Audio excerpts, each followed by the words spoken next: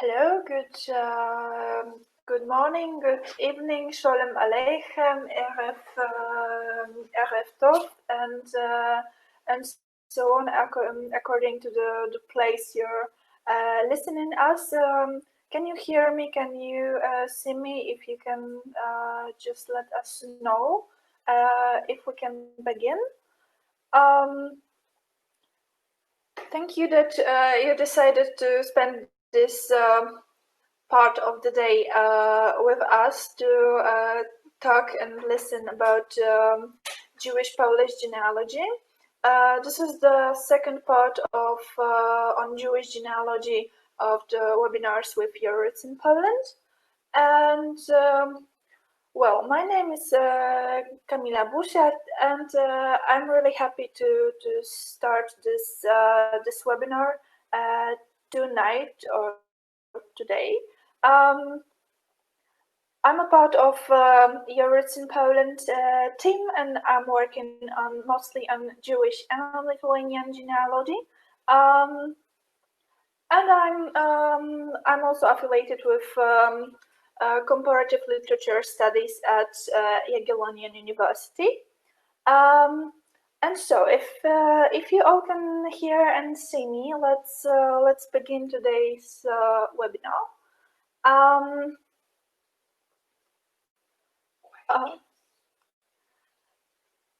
Yes, and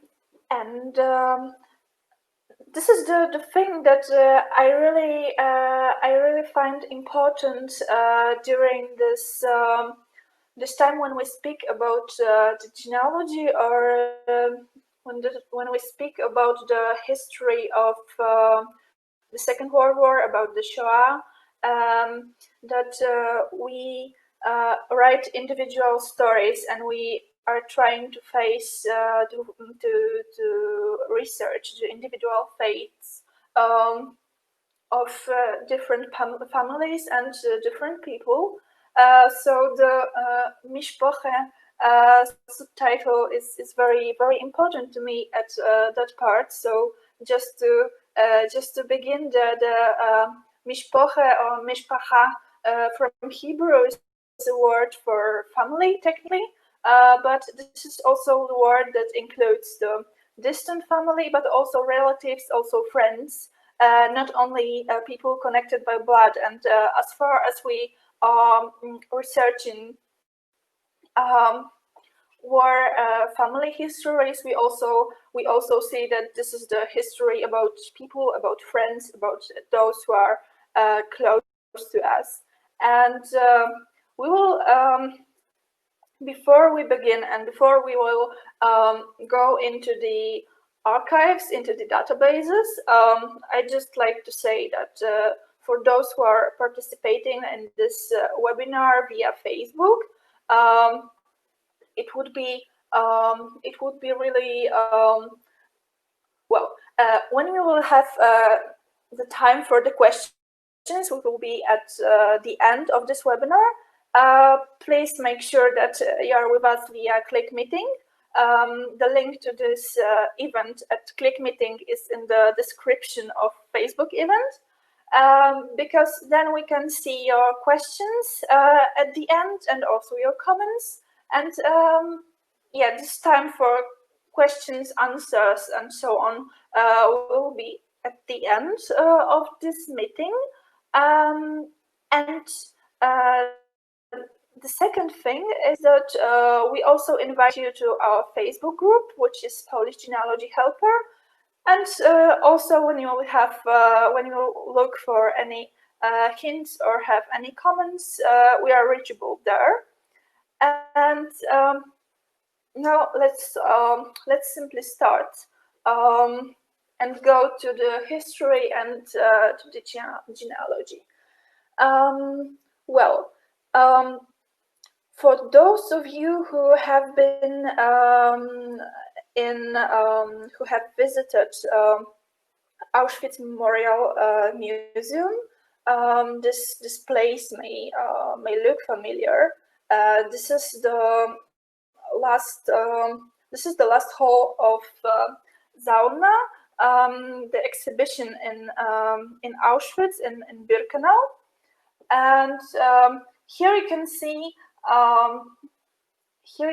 the wall of the pictures of people, of few families, and those pictures were found in one of the suitcases at the part of Canada where there were magazines in Birkenau. Those pictures were probably saved by one of the prisoners working in Canada, so in the magazines. And they were found after the war, and everything we could knew about these families and about those people who were on the pictures were only the writings from on the second page of the photographs. So there were very, very unique souvenirs, but also they weren't a whole story. And when I was wondering how to speak about genealogy and about the Holocaust part of Jewish genealogy, I decided that I will tell you one story at the beginning, and then we'll go to the archives and to the inventories of different museums, of different libraries. So let me first tell you a story of one of these families, and then after this evening, I believe that you'll be able to make similar research on your own. So if you have noticed the picture that was with us before, so this one, here is the older man at this picture is Arthur Huppert, and Arthur Huppert was here you can see him in different poses. He was a German-speaking Jew from Cieszyn. Cieszyn is a city on a Polish-Czech border, and we didn't know a lot about him when we found him and when we found his pictures in this suitcase. Well, the story is that he was the son of Rosa and Josef Huppert, who had 6 children, and among them they had Arthur. And Arthur, with his wife Grete, got married on 9th of January in 1938 in Opava. And when Cieszyn was included into the Third Reich, his parents, so Arthur's parents, were deported to Będzin, to the ghetto. And for the first years of the war, he used to send them letters, and he used to send them pictures, because here we can see Arthur in various situations, but the main character of these pictures is his son Peterle. So Peterle was born also in 1938, and Arthur was reading such documents, such letters to his parents. Beautiful as the moon, soon we all shall meet in great joy. With love, your grandson, may he live 120 years. And then he wrote in June 1940, my child Peterle, 20 months old, and I will be 31 years old on July 9th, 1930. My child came into this world 30 years earlier, but does not know, my child, how bitter is the world he was born into, and still he should not know that. And what we learned from those words, from those paragraphs under the pictures, was that grandfather, which we can see here in the picture that little Peterla is holding. Joseph passed away in Benjin in 1940, and also the letters stop 1 year later when probably Grandma Rose died. And what we know about the family of Arthur, Grete, and Peterle is that in June 1942, Arthur was sent to Terezin, and a few days later, his wife and his son joined him, and sadly, they were sent to Baranovice, where they were shot in 1942. And we couldn't tell this story about this family. We couldn't tell anything more than the pictures themselves if we didn't have the access to the archives, and if we couldn't trace their fates. So let's go into the online databases that are available to us who are wanting to trace some family histories. And let's start with Yad Vashem, with one of the most and the best known to everyone who was just thinking about tracing family histories. And we'll go through a few parts of this database. So the first is the central database of Shoah victims' names, and here we have such documents as pages of testimony, which are probably known to you. They began being collected in 50s, and then they are still being filled.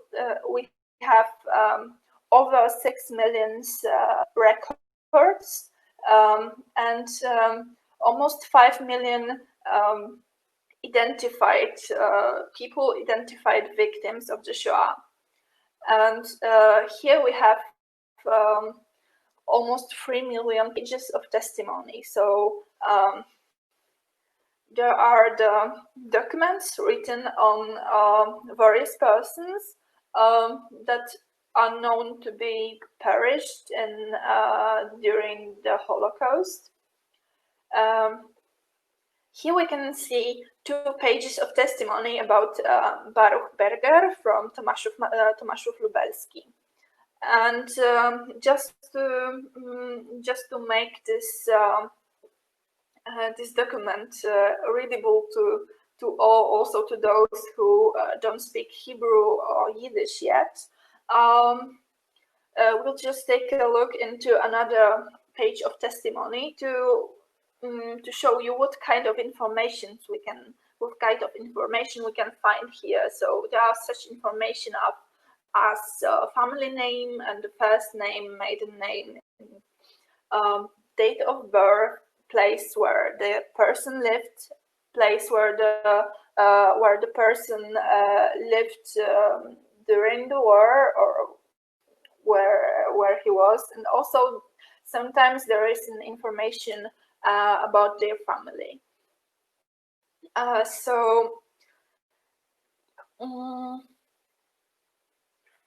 Sometimes we have a situation when some data is missing, or when some data is hard to verify, and well, all of those records are verified by historians, or are under, like, the whole database is still under construction. So when we file verified documents, we can see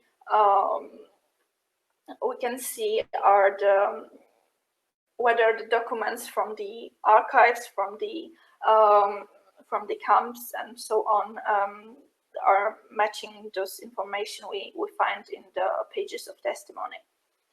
And The second part of Yad Vashem online resources is the documents from Yad Vashem. Among them, we can find posters, personal documents, official documentation, lists of various lists of inhabitants, prisoners, souls that were deported, of victims, collaborators. We can find some court documents from the time of the war and also from the time after the war, as well as memories, testimonies, and diaries and journals written by the victims or submitted by the families of persons mentioned here. And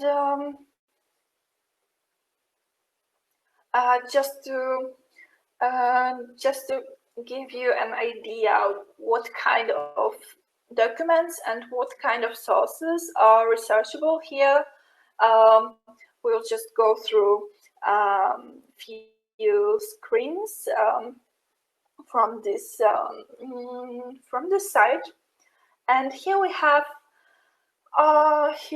the inventory of mostly online documents from the Yad Vashem Documents Archive.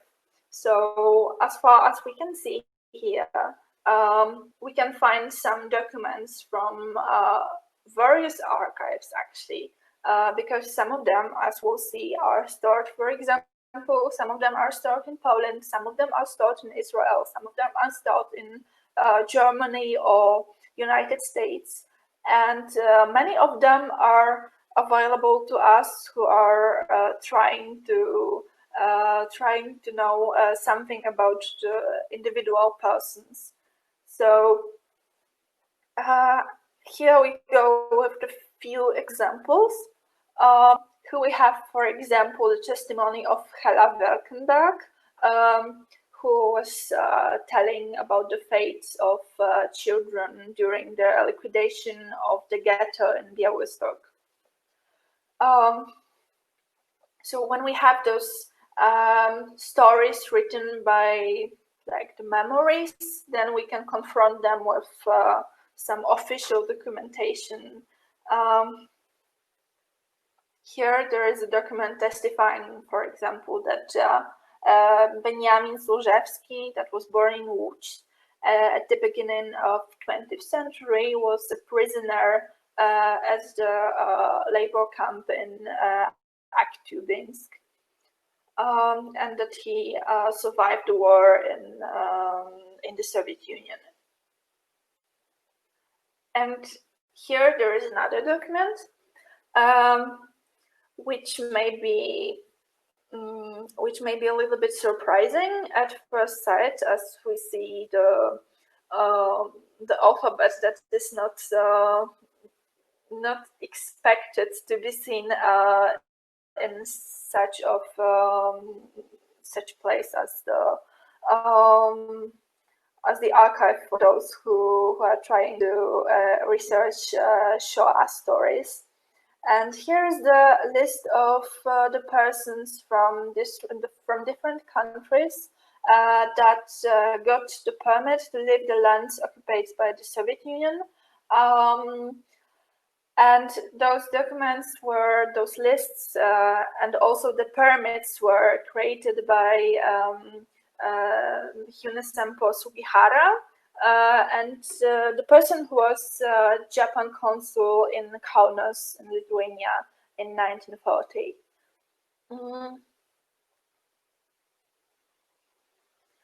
And another database that is available is the database that documents the deportations. And here we can look for the very single part of the personal stories, like the deportation, and we can learn about who was the part of this transport, what were the stops during the transport, and we can learn more about the background of this singular event. So just let's take a look at the exemplary record, which is the wave of deportation from Bełchatów ghetto to the camp, to the Kulmhof extermination camp. And here we can see, there we will find here the historical background, and also we will find here the sources that are mentioning this this particular event. Here we can see the sources that I have available in Yad Vashem archive. Here on the left, and on the right, we can see the sources.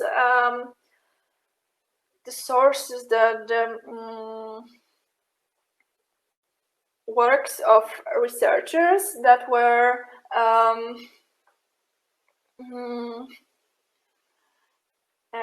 we can see here the works of researchers that are mentioning this particular event. So when we know that the person we are looking for was in one concrete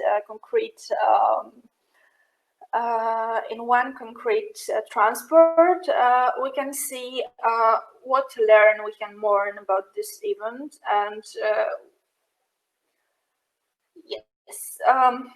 What is more, we have the here at Yad Vashem website, we have the testimonies as well as the photos that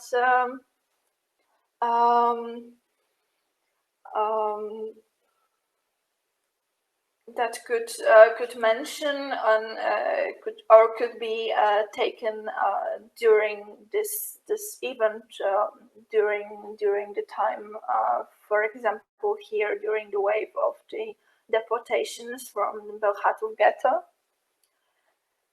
And when we look further, we will see from which area of the town, from which area of the shtetl the deportation began, and what was the last way of the persons that were brought by this transport. We can see the date. We can see also the amount of persons that were deported, and what's more, we can also see whether this transport, as in this case, like most of like all the Jews had Polish citizenship. But sometimes when we, for example, when we look at the deportations from which ghetto, we can see that there are various transports that were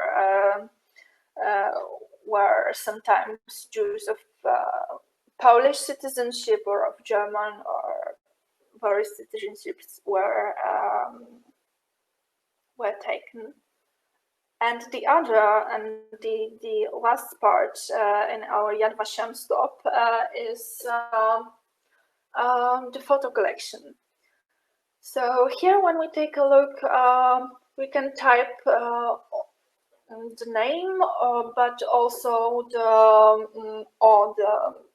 for example, the name of some event or the name of the place we would like to know more about.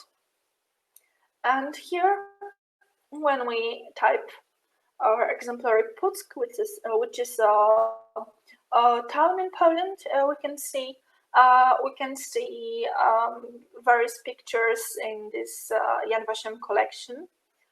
And then, when we go further,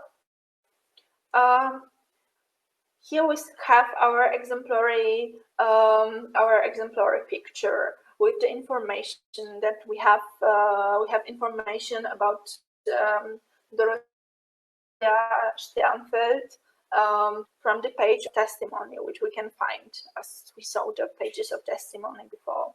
we know that Dorothea was born in Putzk or in Putzig in German, and we can know. Sometimes we can learn some information about this particular person's fate. But very useful informations are, for example, those like who has submitted such photography, such album, or page of testimony, because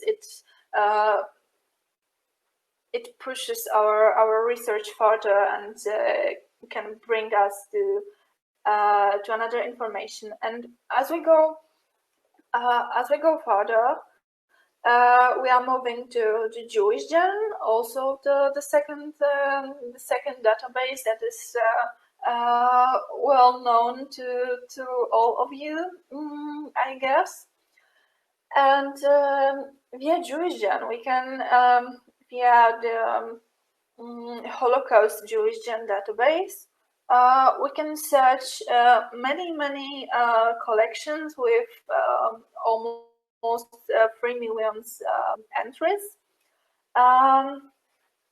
And here, just to give you an idea of what is the inventory of this. I'm trying to make it bigger, to make it better visible, but to make it visible better, sorry.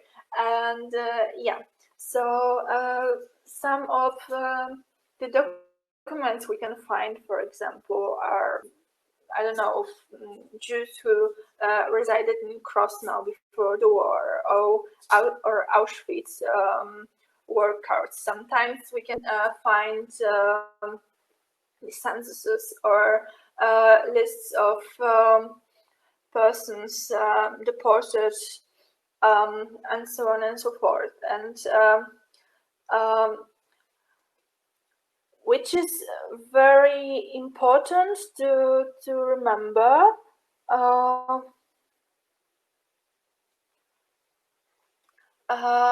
Is that here we can see the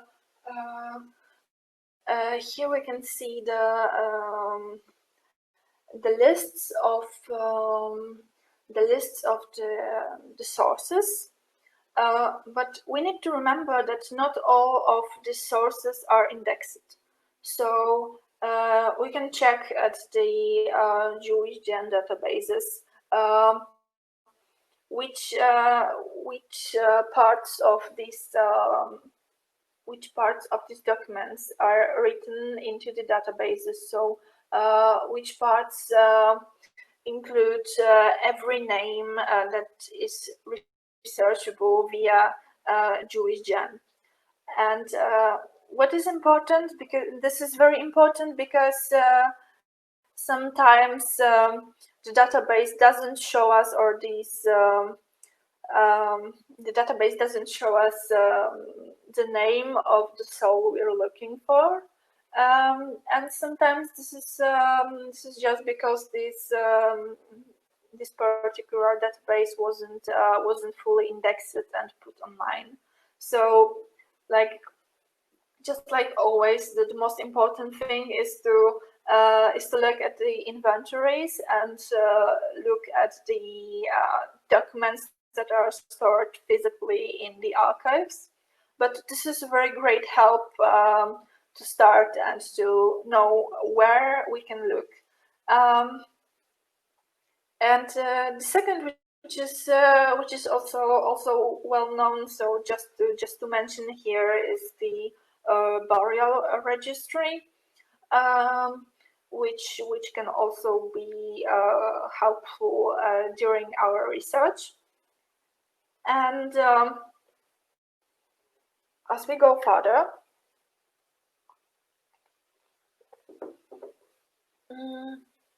we have Yizkor Books, Bicher, and those are the memory books that were created by the members of pre-war communities.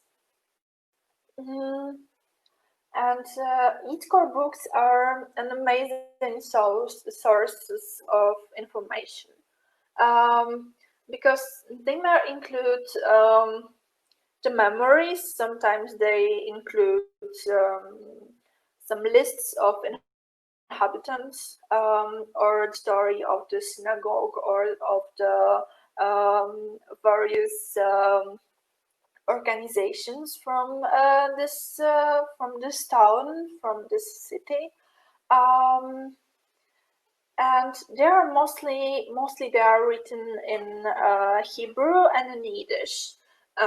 So for those who don't speak Yiddish and Hebrew yet, a very helpful source might be Jewish Yizkor Book project, because here we can see the various groups that are working on translating our Yizkor books from different shtetls. Here we can see the lists of the shtetls and also the persons of we can see whether the project is complete when it was updated last time. But this is only, as we have to remember, this is only a small part of the Yizkor books that are available at all. So to go further into the Yizkor books or Yizkor Chapter, we make another step and we move to New York Public Library, which has a very huge, or actually the biggest amount of digitalized Yizkor books. And here we can see the list, and we can research whether the town we are looking for had whether the people from the town we are looking for had created a Yizkor book. So most of them are available online. Some of them are available via New York Public Library, and some of them are available via Yiddish Book Center, which we'll mention in a few seconds. And yeah, here we can see exemplary pages from already mentioned Bending. Here's Yizkor book that was written in Yiddish and in Hebrew, which was published in 1959 in Tel Aviv.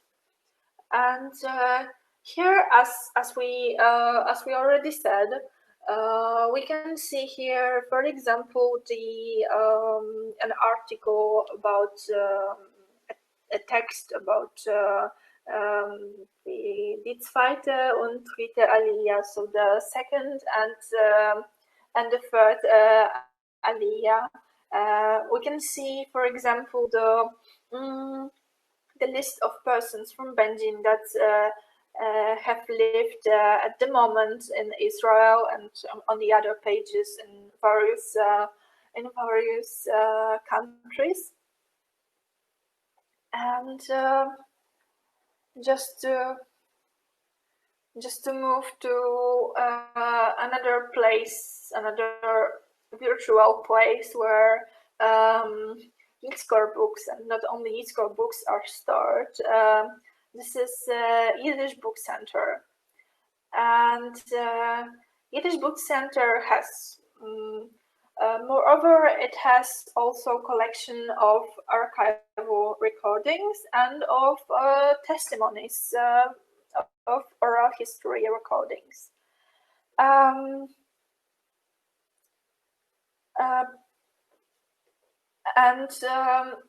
here we can see another very useful machine. This is like a very useful tool. This is the so-called machine that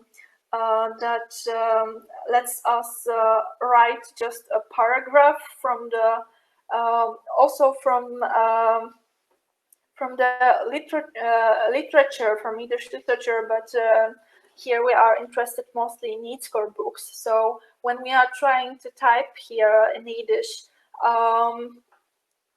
a paragraph about, for example, the Aliyah from Benjin, or some other families that lived in the place we are trying to research. This tool, so Yiddish Book Center's full text search, will show us those paragraphs. This is a tool that is working since few months, or maybe it's a year already. So it's still under construction, but this is very useful as well for many texts written in Yiddish. But for those who don't speak Yiddish yet, I feel this is the phrase I'm repeating, but yeah. We can also have another useful tool, which is genealogy indexer. Here we can search in free alphabets. So, for example, as we are in Yizkor Books, when we type exemplary surname, which I have written here, which is Margolis, we can find, as we see, places where this Margolis surname is mentioned. And we can see here on the left from which places the documents come from. We can type in Cyrillic, in Russian. We can type in Latin alphabet, and this is also very useful when we are looking for any documents from, or not only documents, when we are looking for some paragraphs in press, and so on. And the other place we should mention here is the United States Holocaust Memorial Museum in Washington. And here this is also very, here we can see also various sources about personal stories. And here, for example, we have a page from a diary and a page from an essay and a foot stamp of Nina Merrick, and with her previous name Nechama Schuster. And here we can also research. We can also take a look when trying to find similar information. But the most important place here, or maybe the most commonly used, is the Holocaust Survivors and Victims Database, which usually includes, which usually doesn't include many information, but is a very useful hint when we want to put our research further. So here we can have more or less advanced search tools.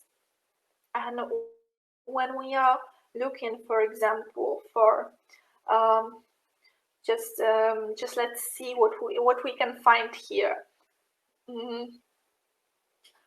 This is one of persons written here in this database. It is Shlama Gershon. Shlama Gershon, as we read here, was born in 1912 in Częstochowa.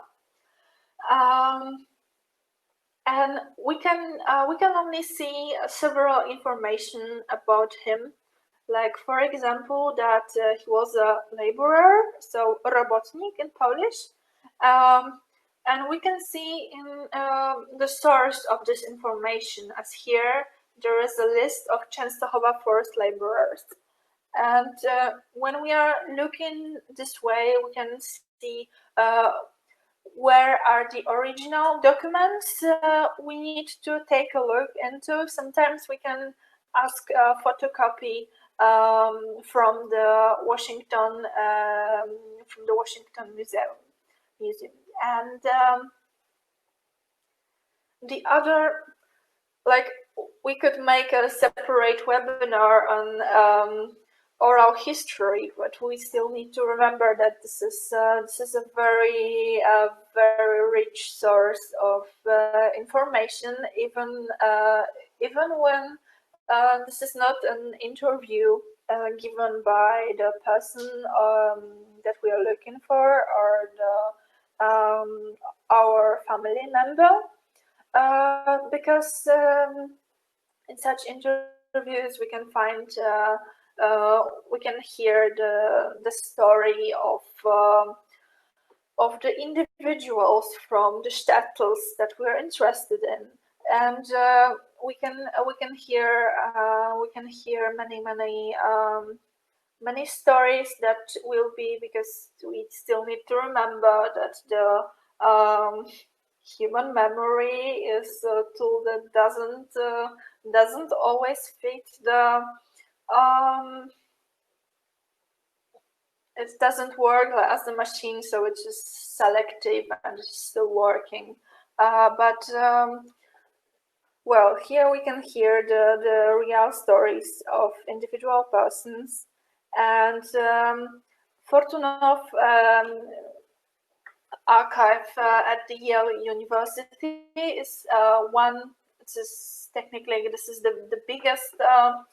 biggest archive for the Shoah testimonies. But here we can mention, just for example, Steven Spielberg. We can mention here Centropa and many other sources like that. So we have to be aware that there are many places we can look for the testimonies. And we go further, and we move to Bad Arolsen in Germany. This is an international tracing service, which has a very huge amount, as we can see on the next slide, which is very huge amount of the documents available online. And for those who are not available online, still Bad Arolsen has its own is still working and still making these online sources bigger and bigger. And when we don't see our souls here among the records online, we can still write and ask about any other documents from this place. But what is Bad Arolsen archives? In Bad Arolsen we can find mostly the documents from after the war, from DP camps, and here we have also a place where we can search for the names, and we are looking for our mentioned already Shlama or Slamek Gershon. And we have already seen documents on him, or mention a record of him in Washington Museum. And here, when we take a look, we can find many information and many documents about Slamek. So Slamek Gershon, as we already know, so here we can verify that this is the same person, was born in Częstochowa in 1912, and sometimes we can find information here, such as what the person like technically had with him when he was arriving to other camps. Like, for example, he had a coat and a pair of shoes. We can learn about the person's family and about the person's wartime fates. And here we see another documents on our Slamek Gershon from Częstochowa. We can know from here that he lived at Kavia Street, for example, that he was a gardener, that he had Polish citizenship, and that, for example, his wife's name was Sonia. And another place where we can search for post-war, mostly post-war documents, is Jewish Joint Distribution Committee archives. And here we can see very similar documents. So just not to read another. I'm trying to make the.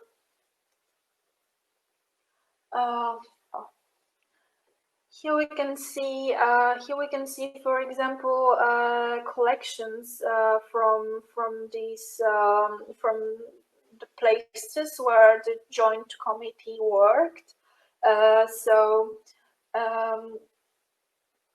Also we have here oral history collection, but also we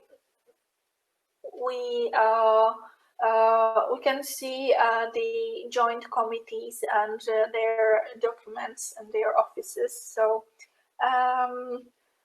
here is just to take a look on the inventory that is also available online, and we go further to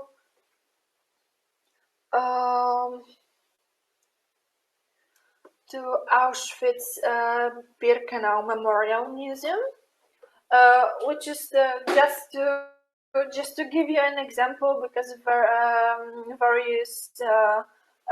various memorials have very similar searching tools, and also almost each memorial has its own archive. So there are the places we can contact. But here we have Auschwitz-Birkenau, and we can search here in the database, which is this is maybe a little less intuitive, because here we need to remember that we need to type, for example, rather the German than the Polish or Yiddish names of the towns that the persons were from, and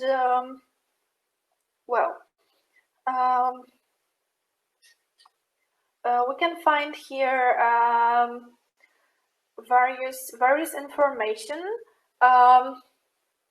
which is when there is not a big amount of records with the photographies, but just to just to see one of those. This is Joseph Israel Gershon,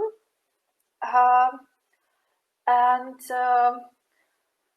here we can see that there are at least 4 documents at the Auschwitz-Birkenau archive that are mentioning our Joseph Israel Gershon. Which is, we can see that there are the documents from the Block 11, so that was the part from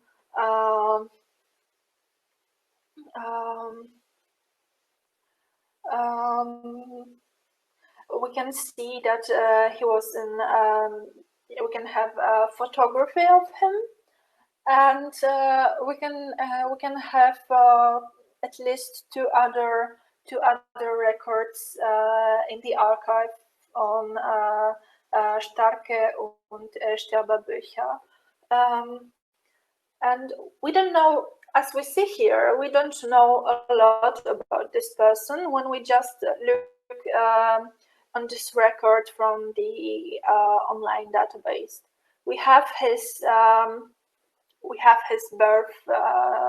birth date, and we know that he was from Złotów. We have his prisoner number, which is sadly information that can bring us further when we are trying to, for example, know in which transport this person came. And we also have some information about the fate of Joseph Gershon, because we can see here that he was murdered in March 1942. And I have mentioned the number because this is the number itself shows us when may show us when the person was brought, when the person was imprisoned in the camp. Here we have the number series in Auschwitz-Birkenau. This is the list made by the museum. But here we can see that there were different series with different numbers. So, for example, the numbers with the R were the Soviet prisoners of war. But here for us, which is mostly which will be the most important here, will be the main series for men and women, but also the A and B series for men and women, because for Jewish men and women, because here we can know that in spring 1944 there were created another A and B number series to make these whole amount of numbers look smaller, and as we remember, the prisoner personal number from our Joseph Gershon, we can take a look to various publications that were made on different camps, which in this just to make it visible, which in this case is, for example, the calendar made by Danuta Czech. And this is the calendar of events in Auschwitz-Birkenau, which looks just like a calendar, as you can see in the. I'm trying to. which has different dates and the events that were ongoing in the camp and in the sub camps at the time. So when we had the personal number of our Joseph, we could look on which day the numbers of new imprisoned persons are mentioned, which is when we just search here, which was the March 17th in 1932, because we can read here among other events, as I have written down from this publication, that on March 17th, 69 prisoners were brought by the collective transport and were marked with the numbers that include the number of our Joseph Gershon. And we have also had the number, we have also had the date when Joseph was murdered. So that was only 2 weeks later, and on the April 3rd. And here there is another page from the calendar of events in Auschwitz. And here we can read just the last paragraph, that 13 Soviet prisoners of war and 58 prisoners died in Karl Auschwitz, Birkenau, and among them 11 persons mentioned above, the Polish prisoners were shot in Block 11. So this is how we can know a little bit more about what happened during the time the person we are looking for was in the camp, and then we can just to mention our previous deportations database from Yad Vashem. So this is how we trace the particular fates. And just to go further to our Polish institutions and the Polish archives.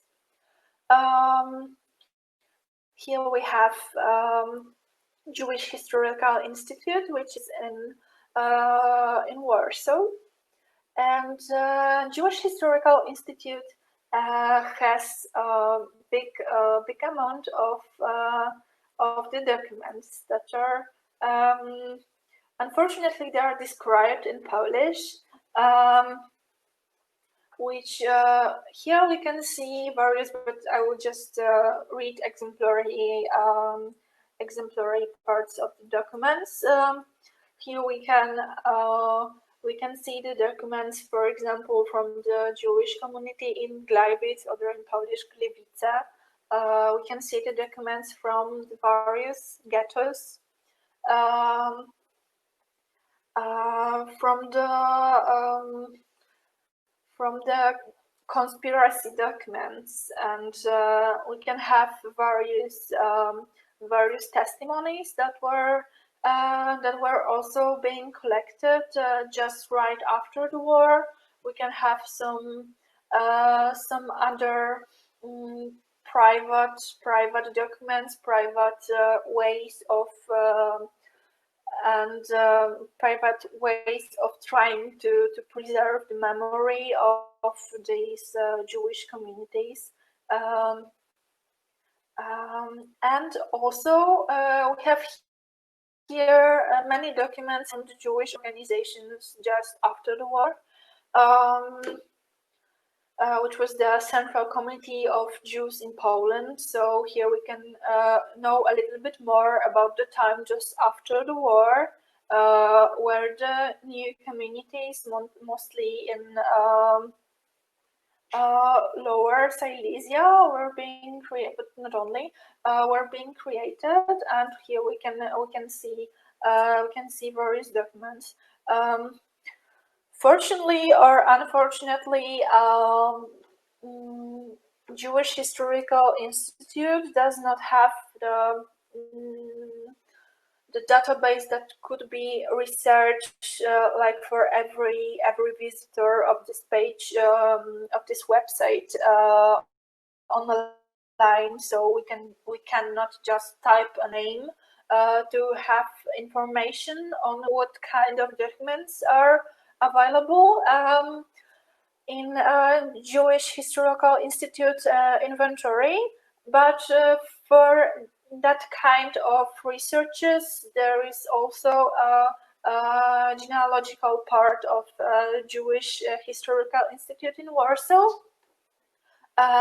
which may be a very helpful institution to contact when we are looking for any other documents that weren't found in different databases.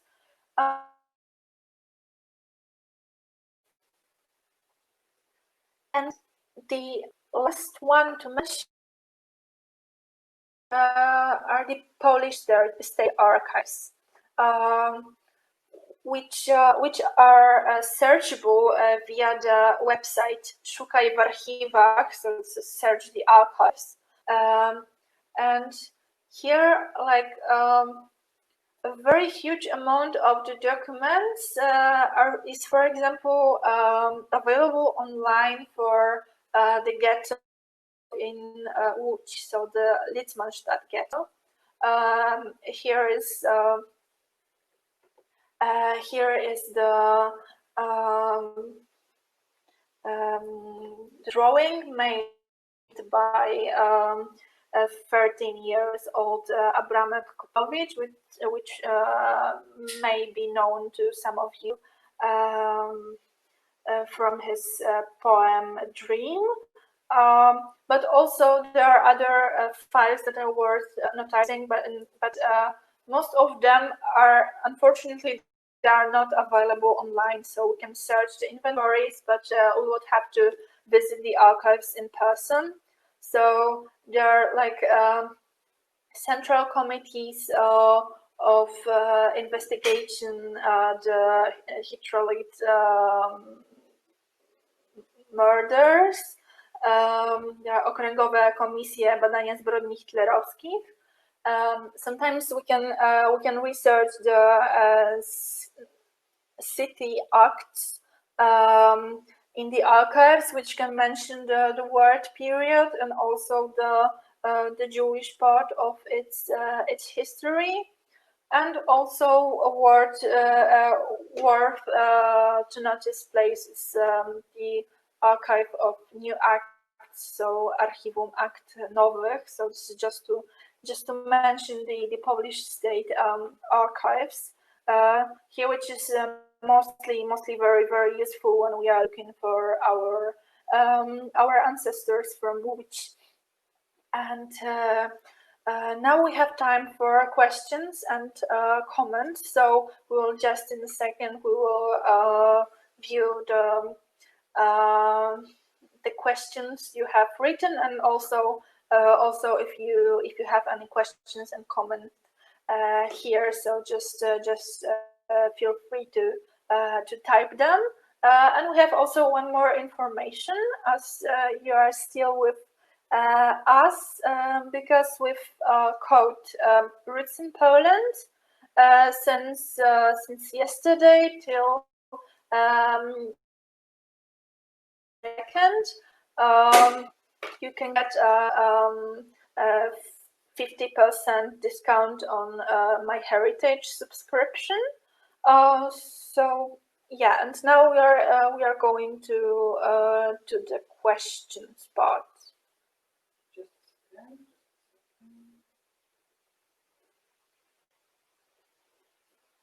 You are writing the question.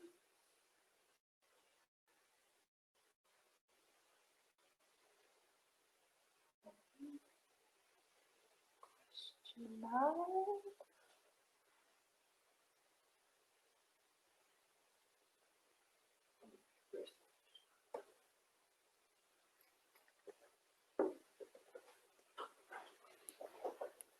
If you find a document on Yad Vashem that you want to read, but it's on microfilm, how do you get access to it?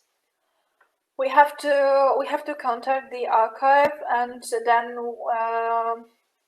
then this is simply how we get access when the microfilms are not available online. So we need to contact the archive.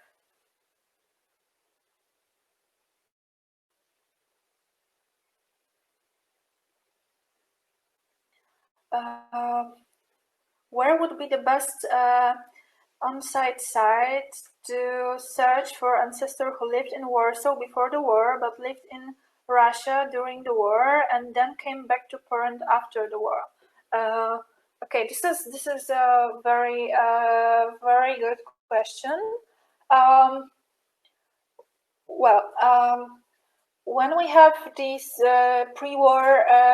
pre-war period, we have mentioned it in our previous webinar, but I would suggest just to type genealogy indexer to find any possible information. Then contact the Jewish Historical Institute in Warsaw.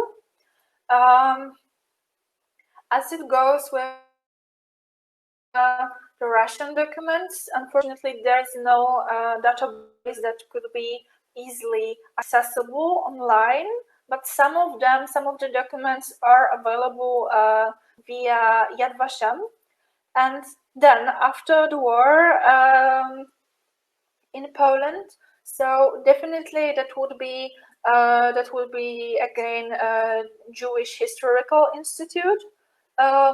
Also, I would just try to search in Bad Arolsen, but like the most important, and I think that the most informative place to ask will be just contacting Jewish Historical Institute. Do you know how difficult it's actually is to get any info from Polish archives? Are all of them public?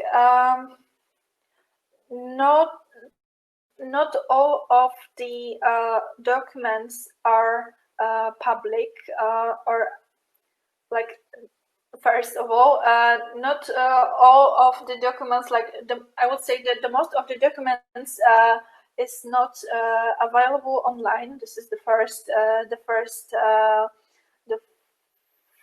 thing, and this is mostly because of the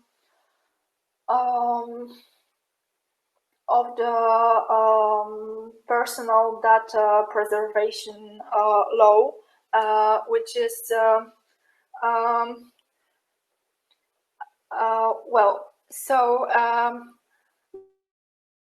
trying to research those stories that are younger than 70 or 100 years old, which is the Second World War time. This is very, very important when we just contact the archives to write what is the purpose of our research, and then there is no we should have no troubles with getting the access. And also, which was not mentioned very clearly here, sorry, the best place to look at the inventory is the Szukaj w archiwach website, which was mentioned at Mishpokhe first part. So, yeah. What does it mean when a deported person to Auschwitz didn't receive the number? Did this person die in the train or somewhere else?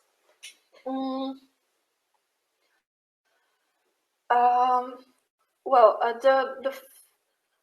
one of the answers can be that Auschwitz wasn't the last destination of that person. So that was like the person then was sent actually to different to different. But sadly, we need to remember that many, especially in the second part of 1944, when there was ongoing the extermination action of mostly of the Jews from Hungary, and also the liquidation of the Lithuania ghetto, when many transports were just sent directly to the gas chambers. So sometimes, like usually the persons who didn't go through the selection and that weren't imprisoned in Auschwitz and were just killed at almost immediately after they were sent to the camp. So they didn't receive the number, and yeah, the second possibility is that they were sent to another camp. So then we have to research also other sites.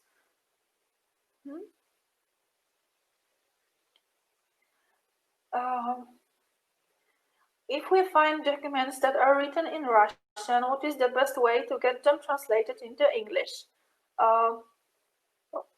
The best way is to learn Russian and then translate them into English. But I think that the best way would be, because would be to translate it to contact some researchers that are working on this area, so they will be able to help you. So, for example, just you can write to us, or write to us at Polish Genealogy Helper, and we can see what can be done.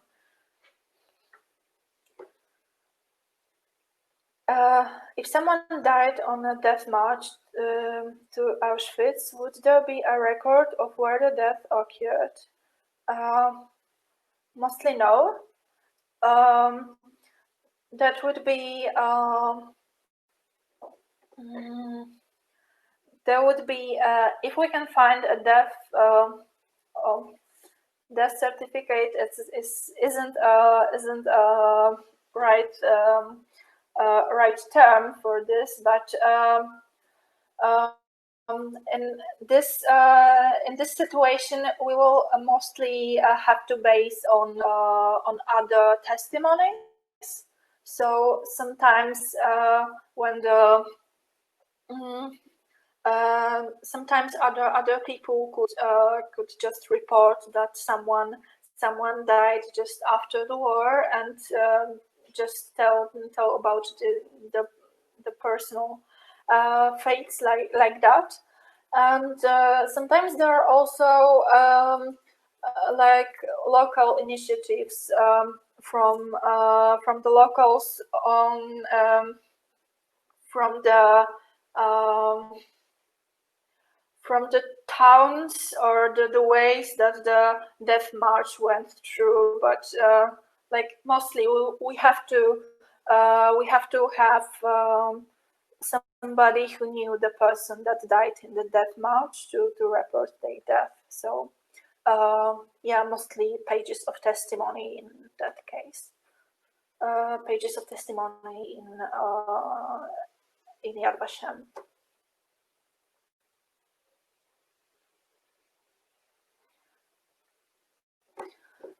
Who is searching for their Jewish roots today, foreigners or Poles? This is also a very, very interesting question. I would say that's foreigners and Poles. Like this is some of persons are looking for their personal histories and want to learn more about their Jewish roots and the lands that their family came from. And sometimes there are people, like for example Poles or non-Jewish people that are just historians or activists that are trying to work to preserve the memory and to to tell the stories that are not being told. So yeah.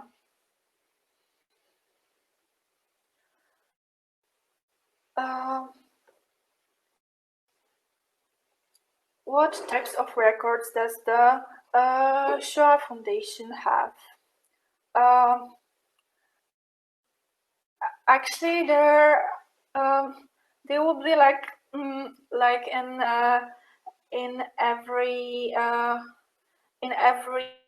other mentioned in every other mentioned here documents, because yeah, it was hard to mention all of them. Like in this Steven Spielberg case, that we have the very huge visual history archive where we have personal testimonies, where we have also sorry, I have forgotten the names, but there were also the documents of like the visual documents. There is a series of for example, few minutes long movies from pre-war Polish Jewish cities. If you maybe can remember those, like 2 minutes in Vilna, 2 minutes in pre-war Krakow. So there is also a very huge collection of documents like that.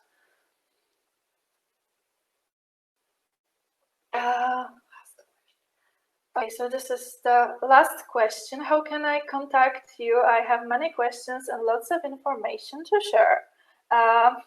So when we go back to the presentation and to the last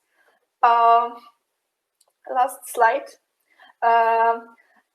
so I will just write here that I will just read that. If you have any other questions that we couldn't answer here at the moment, just feel free to write to us at Polish Genealogy Helper. If you have any, like, your personal ongoing research and you're looking for assistance, then just feel free to write or to me directly or to our info your roots in Poland page, and we will try email, sorry, and we will try to we will try to help you in your ongoing researches, personal researches, and also, yeah, when you have any comments, just please contact us via Facebook at Polish Genealogy Helper, and we will have to stop here. So thank you a lot for this time, and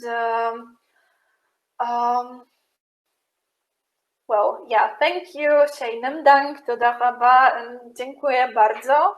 And yeah, just if you have any questions, just don't hesitate to contact us. Bye.